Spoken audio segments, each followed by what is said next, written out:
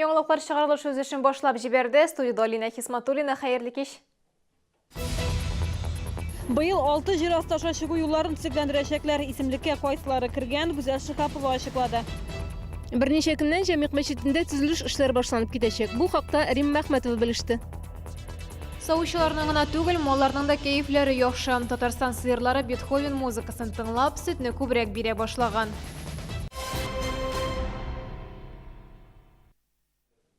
Быел җир асты аша чыгу юлларын капиталь төзекләндерү дәвам итәчәк. Аларны Мәскәү проспекты реконструкцияләгәндә ремонтлаячаклар.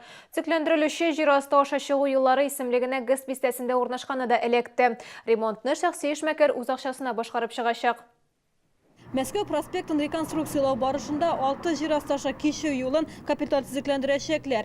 Исемлеккә Мәскәү проспекты, Тимирязева, Гренада, Акмәчет, янгын сүндерү депосы һәм 58-нче комплекс тукталышларында урнашкан җир асты аша кичү юллары кергән. Әлегә тендер узмады, подрядчыларны билгеләмәделәр.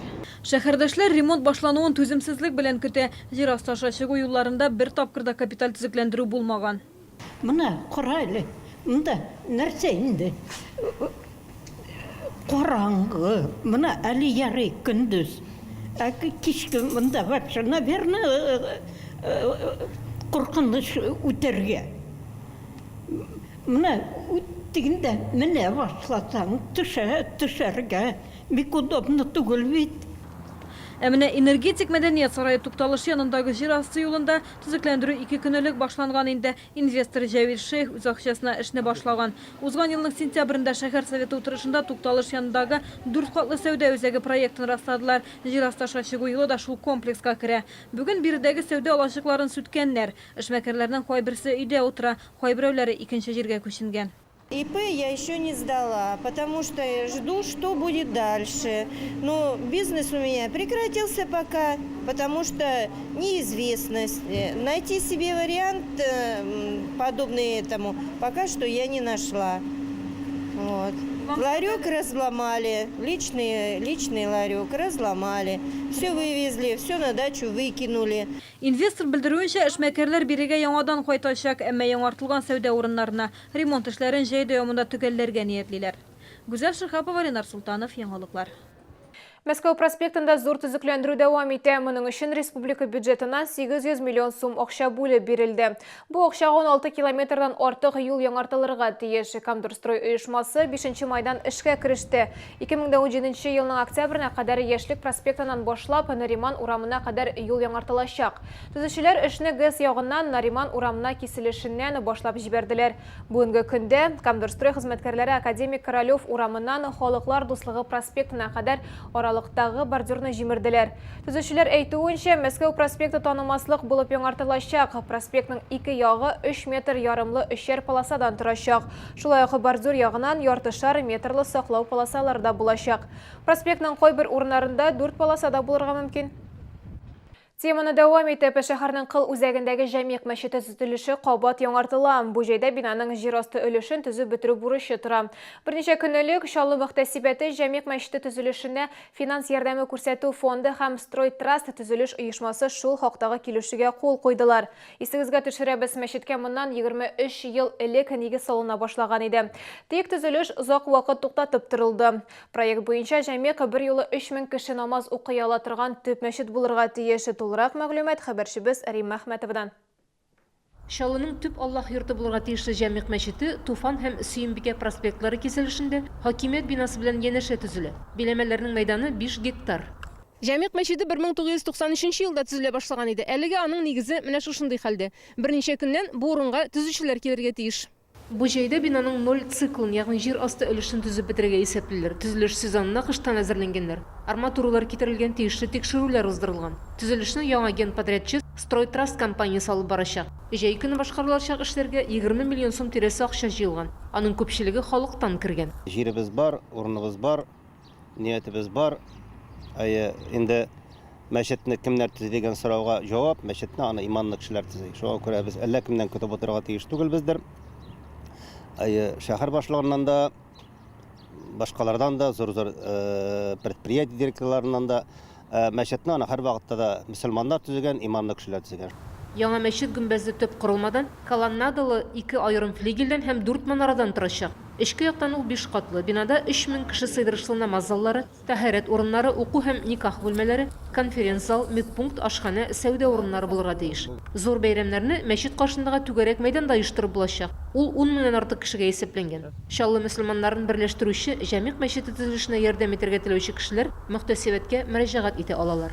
Рим Әхмәтова, Ленар Солтанов, Яңалыклар. Татарстан хөкүмәте һәм кертемнәре иминиятләштерү агентлыгы вәкилләреннән торган эшче төркем булдыру карары кабул ителде. Татарстан президенты Рөстәм Миңнеханов агентлыкның генераль директоры Юрий Исаев белән очрашты. Нәтиҗәдә Татфонбанк һәм Интехбанкны ликвидацияләү буенча мөһим карарлар кабул ителде. Бу хакта Татарстан президентының матбугат хезмәте хәбәр итә. Сатуны оештыру, банк мөлкәтен сату, электрон мәйдан сайлау, бәйләрне гадел билгеләү, мәгълүмат җиткерү баруны да кертеп, ликвидация чаралары ачык һәм үтә күренмәле булсын өчен эшче төркем булдырырга кирәк дип таптылар. Төркем эшчәнлегенең төп юнәлеше булып, бәйге оештырылганда кредиторлар белән эшләп, аларны агентлык түләүләре реестрына кертү, шулай ук милек белән эшләү һәм мәгълүмат җиткереп бару тора.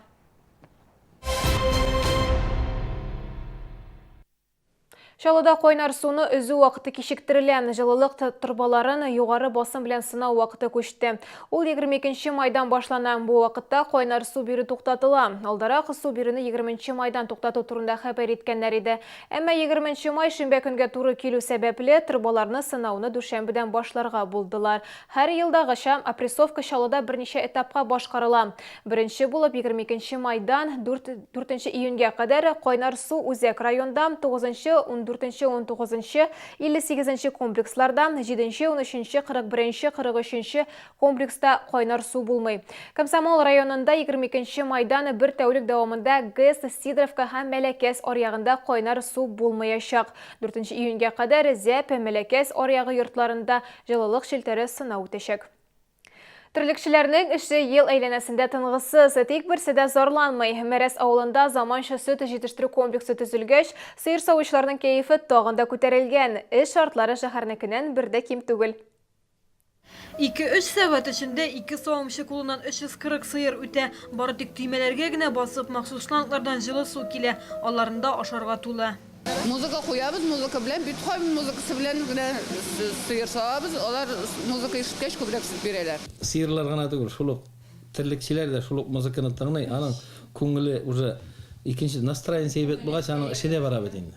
Эшчеләрнең чыннан да кәефләре әйбәт. Галия Хәмитова Салих Сәйдәшев исемендәге хуҗалыкта 11 ел сыер сава. Соңгы 3 елда яңа комплекс төзелгәч, дәрәҗәбез тагын да артты ди. Эш шартлары тагы да яхшырган. Фермага да машина килеп ала китереп куя. Кул эшләре бетте, автоматика белән күбрәк эшлибез. 2 көн эшлибез, 2 көн жал итәбез. График безне канәгатьләндерә. 2 мәртәбә кайнар аш ашаталар. Ап килеп, шушында жал бүлмәбез бар, душлар бар.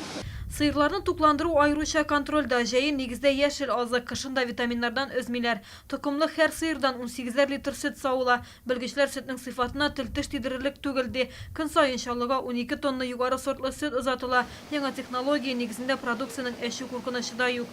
Сау барышында ул 4 сөзгеч аша узып суыткычка бара. Шундый комплексны Иске Абдул бригадасында да төзи башладылар. Монда да 310 баш мөгезле эре тирлек асрала. Алдынгы хуҗалыкның бу елы дәүләт программасына кирип чыгымнарның бер өлешен кире кайтарып алу мөмкинлеге дә бар. Гүзәл Шихапова, Сергей Вильданов, Яңалыклар. Бу сезгә ишеткерәсе соңгы мәгълүматыбыз иде. Мин Алина Хисматуллина сезнең белән сау булашам. Исән-имин булыгыз.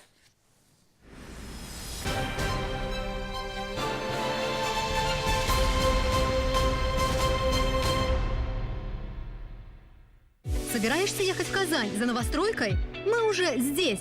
19 и 20 мая распродажа квартир от застройщиков Казани. Цены от 1 050 000 рублей. Экспокама. Телефон в Казани 210 07 70. С 15 по 21 мая состоится белорусская ярмарка. Одежда, обувь, продукты питания. Отличное качество по отличным ценам. Ждем вас на площади УДК «Энергетик». От керамической плитки и пластиковых панелей ПВХ до мебели для ванных комнат и сантехники от ведущих производителей. По самым демократичным ценам в магазине «Стройфорум» на улице 40-летия Победы 90/2. Собираешься ехать в Казань за новостройкой? Мы уже здесь. 19 и 20 мая распродажа квартир от застройщиков Казани. Цены от 1 050 000 рублей. Экспокама. Телефон в Казани 210 07 70.